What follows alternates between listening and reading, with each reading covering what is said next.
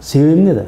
Себеби биздин үйлөрүбүз утепление болгон эмес да.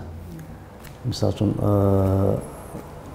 баардык иштеп чыгып аткан эмелерибиздин баардыгы ушул жанагы үйлөрдө жылтканга, анан кийин үйлөрдүн освещениясына ошол кетип калып атат.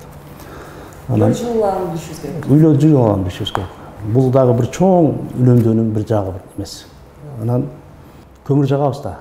Көмүр жакканда дагы мен жана айткандан кийин үйүбүздү жылуулабасак, көмүрдү да көп иштетебиз да, туурабы?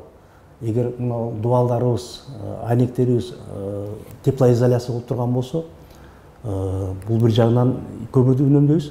Андан сырткары азыр жаңы пештер чыккан. Ошол жана көмүрдү үнөмдөй турган пештер чыккан.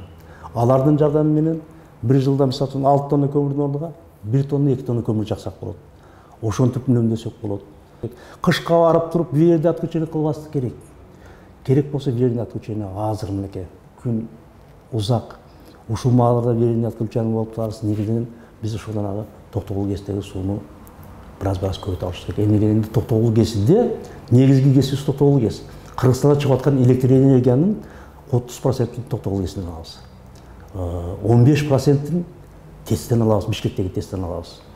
Калган где-то 65%, ну 60%-терин калган 6 КЭСтен алабыз да. Ошондуктан биз мүмкүн болушунча үнөмдөгөнгө аракет кылышыбыз керек. Антпесек эртең бир аз социалдык напряжение чыгып калышы мүмкүн да кышка келгенден кийинчи. Кайра отключение кылып жаш балдар бар, башкалар бар. Ошол негизинен айтайын дегеним ушул силерге.